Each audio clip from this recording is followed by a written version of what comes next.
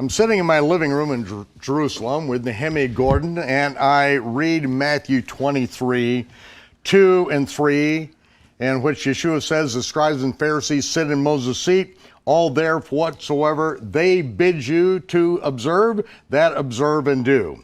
And I tell Nehemiah, there's no way that Yeshua could have said these words, and yet every Greek text on the planet says it, and he then responds, well, what makes you think that that's not what he said?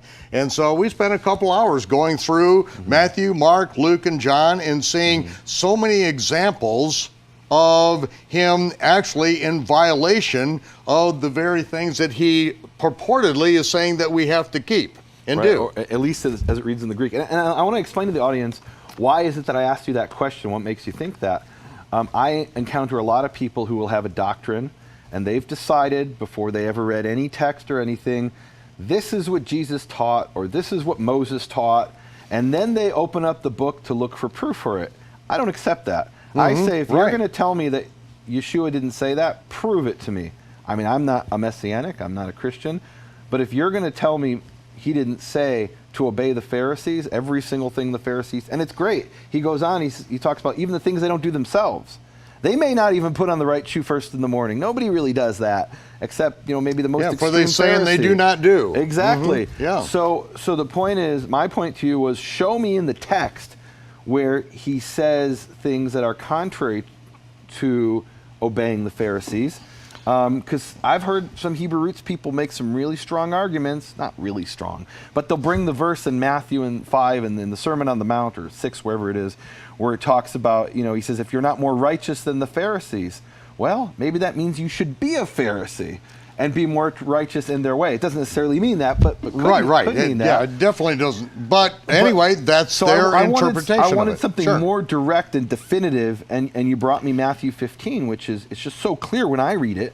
Can we look at Matthew 15? Well, first of all, let's set the stage on this, because this is the 20th day of the 6th month. It is Thursday, and we're heading toward the Capernaum synagogue in 2 days, where he's going to be teaching on the last day and the resurrection, which is detailed in John chapter 6. Can I, for those who have never heard you teach on this before, Michael, are you telling us that you know that this particular incident took place on a Thursday, and this is in your chronological Gospels? Right. Wow. Okay. Exactly, because you've nailed this down to specific days of the week. We know exactly when it transpires, because we know what transpires on his way to the Sabbath, what he's teaching on the Sabbath in the synagogue, and at that night, at the end of the Sabbath, after teaching on the last day in the resurrection, that's when the new moon was sighted that night, and so the first day of the week is now Yom Teruah, the day of trumpets.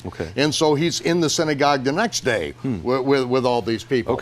So so this is what transpires. He feeds 5,000 people, men, plus women and children, with leavened bread on this particular situation. And there was some fish in there too, right? Yeah, there's fish, but it's leavened bread. And then what happens on Yom Teruah, the Pharisees end up showing up, and this is what we read in Matthew 15, verse 1.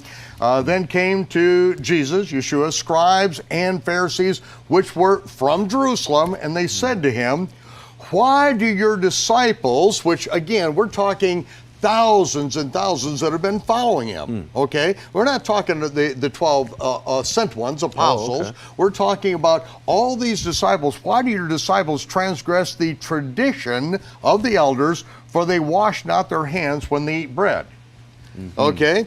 And so this is the issue. I mean, they're confronting him on, you know, all these and this transpires at the end of the summer, the end of the 6th month. The 12 apostles have been sent out in 6 teams of 2. They come back together. They find out, Yeshua finds out that his cousin, Yohanan ben Zachariah, John the Baptist, has been executed. And that's when he feeds the 5,000. And the question is, what does it mean that his disciples didn't wash their hands before they eat bread? Now, only someone who's been raised in this culture, not a Baptist Jew, but someone who's been raised in this culture knows exactly what that means. Well, and it's interesting, because many Christians, when they talk about this, they'll say, well, here Jesus was nullifying the old law of Moses. And I hear that, I'm like, what are you talking about? Where in the Torah of Moses does it say to wash your hands before you eat bread? That is specifically identified in the oral law as what are called takanot, which are takanot are these reforms that change biblical law. And there's a very clear distinction. I grew up with this distinction. There's mitzvot deoraita, commandments of the Torah, and mitzvot derabanan, commandments of our rabbis. Now, commandments of the Torah in rabbinical speak doesn't necessarily mean it comes from the Torah. It means the rabbis read that from the Torah, whereas the commandments of the rabbis have no basis in the Torah. They're simply things where the rabbis enact a new law. They make these new takanot, these new enactments, and you are bound by those in some ways more than you're bound by the Torah itself. For example, there's a passage in the Tractate of Eruvin in the Talmud that says if you violate a commandment of the Torah, the punishment is lashes. If you violate the takanot of the rabbis, the punishment is death. So in some ways, it's more severe and more intense, your required observance of these man-made laws of the rabbis. So washing the hands, the whole concept of hand impurity, in the Tanakh and the Torah, there's no such things as your hands become ritually unclean. Your whole body can be ritually unclean, and then you go to the mikveh to purify yourself, or you immerse in the river, the Jordan River, to purify yourself. But the concept that just my hands would be unclean and I would have to wash them to make them clean, that's something the Pharisees invented out of the thin just blue air. Pure invention. Pure invention, and they acknowledge that they invented it. When I was a young man, I asked the question, because we would say the blessing over the washing of the hands. Blessed art thou, Lord, King of the universe, who has commanded us concerning washing the hands. And I asked the question, where are we commanded to wash the hands? And believe me, this wasn't a question everybody asked this question, or they shut up and they asked it, they kept it to themselves, but they certainly thought it. I asked it, and they said, well, we're commanded in the Torah in Deuteronomy 17 to obey the rabbis. And I said, really? Let's look at Deuteronomy 17 together. And in Deuteronomy 17, it talks about when you have a question, you don't know what to do, you go to the high priest at the temple, or you go to the judge who will be in those days, which later becomes the king, and which is ultimately the Messiah. The Messiah is the anointed king. He's the one who has the authority of Deuteronomy 17. The rabbis wrested that authority from God and took it for themselves. And then said, not only do we have the authority to interpret the Bible, we have authority to add commandments to the Bible that you're required to observe even more than what's written. And that is takanot. That's takanot. And it's interesting because in the Hebrew, are we getting to the Hebrew yet? Yeah, well, we can. We must get to the Hebrew, okay, Michael. Okay. So in the English here, it says in Matthew 15:3, he answered them, why do you break the commandment of God for the sake of your tradition? Which it's quite clear that for anybody coming from a rabbinical background, that washing the hands is not just a tradition, it's takanot. It's these man-made laws that the rabbis imposed upon the people. Right, it's not tradition like we would think of turkey stuffed with dressing on Thanksgiving. And there is a category of tradition like that in rabbinical Judaism. It's called minhag. And minhag is a different sort of thing, like wearing the kippah, the skull cap. That is a minhag. It's not takanot, although maybe it has become over time. But then there are specific things. That's a sanctified tradition. A sanctified tradition, which is minhag. Binding, but that's not the same as takanot, which is the rabbi sat down in a council one day and said, we need to make a fence around the Torah, so not only do you have to eat clean foods, you can't eat pork, like the Torah says, and you have to only eat clean species, but in addition to that, you have to wash your hands before you eat bread. That's a new commandment that they sat down and created. And you can eat other things and not wash your hands, but before eating specifically bread, right? You have For to example, wash before it. you eat fish, you wouldn't be required to wash your hands. It's not a physical cleansing of the hands. In fact, if you take soap and you wash your hands like this and you wash it under the sink, it's not called netilat yadayim, washing the hands. That was, you have to take the special, jug and over the right and the left and the right and the left and make the blessing, etc. Al netilat yadayim. So I read this and I say, wait a minute, he's saying they transgress the commandment of God by their tradition. To me, it's obvious. He's saying these takanot of the rabbis are a violation of the commandment of God. And to me, this is just so clear. God commanded, Deuteronomy 4:2, Deuteronomy 12:32, don't add and don't take away from the Torah. Adding a commandment to wash your hands is no different than abolishing the Sabbath. It's you adding and taking away is forbidden in the same verses. And from it seems like what he's saying to them is you've added to the Torah, and that's no different than taking away from the Torah. You violated the commandment of God by your takanot. And the amazing thing is in the Hebrew Matthew, where it says here tradition, it actually says takanot. Takanot. That's unbelievable. Which is legally defined. I mean, Encyclopedia Judaica tells you exactly what it is. It's a technical term. And actually, this is George Howard's Hebrew Matthew. Let's open this up here. Matthew chapter 15, verse 3. Let me read this. Okay. It says, all right. Let's see. It says, need some glasses here? I'm getting to that age, Michael, where I need the glasses to read. All right, wow. And the scales have fallen from my eyes. It says, Az ba Yeshua hachachamim v'aprushim vayomru elav lama ovrim talmidcha takanot harishonot. Why, you can even hear it, takanot. Mm-hmm. Why have your disciples violated the ancient takanot? Shehem einam rochatzim yidehem kodem ha'achila, because they don't wash their hands before they eat bread. Vayomer lehem Yeshua. So they're identifying it as takanot in the Hebrew Matthew. That's awesome. Beautiful. Vayomer lehem Yeshua velama atem ovrim ma'amarei ha'el ba'ad takanotechem. And Yeshua said to them, and why do you violate the words of God for your takanot? Ma'amarei ha'el, the words of God for your takanot. There, I mean, it's just so clear when you now look. I didn't start out looking at that passage in the Hebrew. I started out. You came to me with this problem with Matthew 23. You showed me Matthew 15 in the English, right? And showed me what happened then. Yeah. Okay, I present the problem to you. I have no solution. Right. I don't know how to do it, and I just know this is what Yeshua said. We go through, and this is just one. I mean, we went through every one of these incidents where Yeshua is deliberately violating these takanot. Which, at the time, I wasn't even thinking takanot. We just see that he's not doing what they say. They're doing the opposite. They are irate about what he is doing. Look, so what you showed definitively between Matthew 15 and 23 is that the way it reads in the Greek and in the English is there's a contradiction. That's right. An apparent contradiction in the ancient text, and he said, that is my field. Yeah. New Testament, Jesus, that's your problem. Absolutely right. And look, part of me said, okay, so there's a contradiction. Wonderful. I'm not a Christian. I'm not a Messianic. This confirms what I already believe. The New Testament, the Gospel of Matthew, can't get it straight between 8 chapters, between 15 and 23. In one place he says, all therefore whatsoever they bid you observe, that observe and do. And the other he says they violate the commandment of God by their tradition. But wait a minute, their tradition commands you to wash the hands. So now we've got this logical contradiction between 15 and 23. And part of me was like, okay, I don't even need to deal with this Yeshua guy anymore, because he contradicts himself. But then I said, okay, this is what I deal with. Working on my master's degree at the Hebrew University of Jerusalem is dealing with ancient texts. The first thing I did, Michael, is I went to the Greek New Testament, and they have something called a critical apparatus. So you've got this text in Greek, and I'd studied ancient Greek at Hebrew University, and it has the Gospel of Matthew in Greek, and at the bottom are a comparison of the main Greek text with over 5,000 different manuscripts in Greek. There you go. And I went to see... the Nestle-Aland 27th edition is probably you're looking at. At the time, it was the 27th edition. They've moved past that now. Right. And I think now they're up to something like 5,400 manuscripts or more. Yep. At the time, they knew 5,000 Greek manuscripts. And I was looking to see, okay, so is there a difference in the Greek? And really, this was my approach. Okay, I'm not looking at this as my sacred text.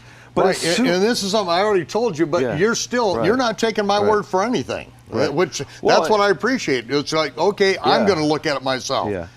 And so I wanted to look at the Greek and see, well, and I'm looking to see, is there some obscure Greek text that maybe Michael didn't have access to, that isn't even translated into English, that, is buried in the footnotes of the footnotes in tiny little print, where these readers wouldn't even help you. And there is stuff like that. There's stuff buried in places you'd be very difficult to find. And I was looking in those places, in the nooks and crannies of scholarship, to try to find, is there any variant somewhere that even in the standard comparison text you wouldn't find? And there wasn't. 5,000 plus Greek manuscripts, and they're all saying the same things. You got to obey the Pharisees. Whatever they bid you observe, that observe and do. So then I looked at this Hebrew version of Matthew, and it's funny. I've had people who say, I'll go to speak somewhere, and the people are like, everyone's so excited to hear how you discovered Hebrew Matthew. And I'm like, really? That's boring to me. How I discovered Hebrew Matthew isn't interesting. What's interesting is what's in Hebrew Matthew. Right. To me. Exactly. How did I discover Hebrew Matthew? I was in the library at Mount Scopus of the Hebrew University of Jerusalem, sitting at one of the tables, went over to the bookshelf and pulled the book out and read it. It was sitting there literally collecting dust on the bookshelf at Mount Scopus, the Hebrew University of Jerusalem, because most scholars who are experts in Hebrew could care less about it. And then the scholars who are experts in Greek, they either can't read it or they know it's Greek, so why look at the Hebrew? I decided to look at it just to see what it says. And right there in the Hebrew, this is the 1985 re-edition. Right there in the Hebrew, here's what it says. Can I read it to the people? Please do. Okay. So, and I guess we'll show this on the screen. It says, this is the wrong page. Let's see, Matthew 23, verses 2 to 3. I'll start in verse 1 in the Hebrew. It says, Az diber Yeshua el ha'am ve'el talmidav. Then Yeshua spoke to the people and to his disciples. Le'emor al kisei Moshe Yeshua perushim v'chachamim. Upon the seat of Moses sit the Pharisees and the sages. Ve'ata. Okay, you want to stop here and say what that means? I mean, the seat of Moses, because this is something, a concept outside of churchianity. So, and the truth is, you don't really have this in modern synagogues, but my bachelor's degree was in archaeology, and I said, okay, what's the seat of Moses? Let's go find out if the archaeologists have figured this out. And they did. They dug up ancient synagogues. The earliest synagogue ever discovered is actually not even in Israel. It's on the island of Delos in the Aegean Sea in Greece. And they dug up this synagogue, and they found this ornate stone chair, which is identified as a seat of Moses. And the idea was that when you would read from the scroll of the Torah or the prophets, you stood. You stood before the congregation. But then the rabbi would sit in a special chair and interpret what was read from the scroll.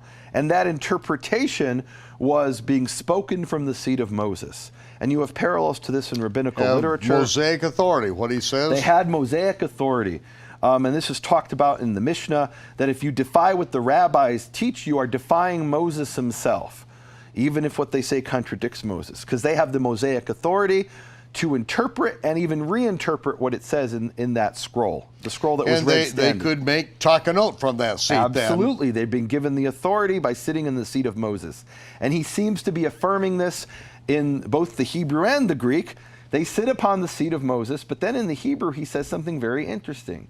He says in verse 3, Ve'ata, and now, Kol asher yomar lachem shimru ve'asu, all that he says to you, keep and do, or diligently do, uvetakanotehem u'ma'asehem al ta'asu, but according to their takanot and deeds do not do. And he uses the word takanot there. There it is. Beautiful. There it is. Beautiful.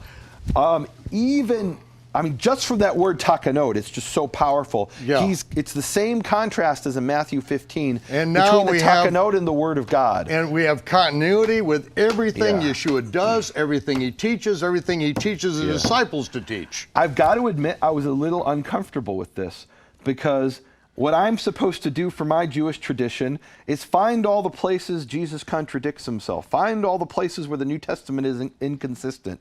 And you found one for me in the Greek, Matthew 23. And I open up the Hebrew that nobody's paying attention to, and I say, uh-oh, one of those contradictions disappears when we look at the Hebrew. In the Hebrew, it makes more sense than it does in the English or the Greek.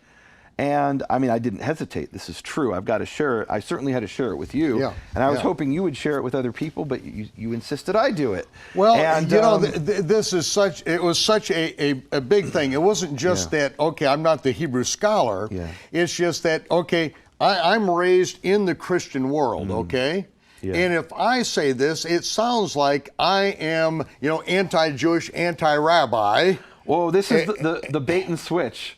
And I'm not saying you're bait and switch. I've seen this bait and switch so many times that somebody doesn't agree with the Pharisees, you're anti-Jewish. Wait a minute, I didn't say anything about Jewish. Right. I'm Jewish. What are you talking about? This is a legitimate debate and conflict, disagreement within Judaism going back thousands of years between the authority of the Pharisees and the authority of Scripture. And you're right. Now I understand where you're coming from, that if you would coming from the Baptist tradition and say, I disagree with the Pharisees, then they do the bait and switch and say, oh, you're anti-Jewish. When all you're saying is, I'm pro-Jewish.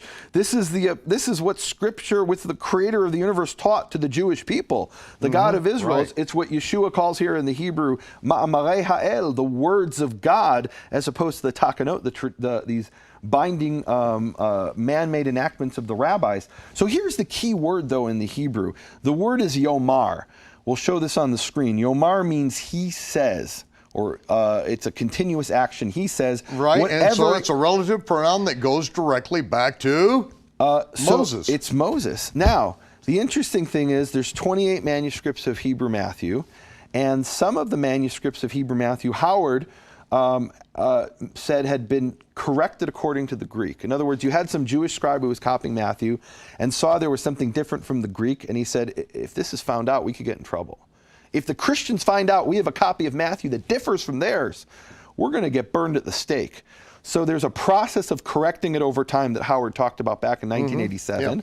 Yeah. And even you saw, the oldest manuscripts differ from the Greek to the greatest significance, and then later on... Here's the crazy thing. He tells us how there's a correction according to the Greek and the Hebrew, but then when he translates it in English, he says, this is Matthew 23:3, he says, upon the seat of Moses, the Pharisees and sages sit, this is Howard's translation, now all which they say to you, keep and do. They is in parentheses. So I'm looking at the Hebrew side and I see he says, and in the English it says they say.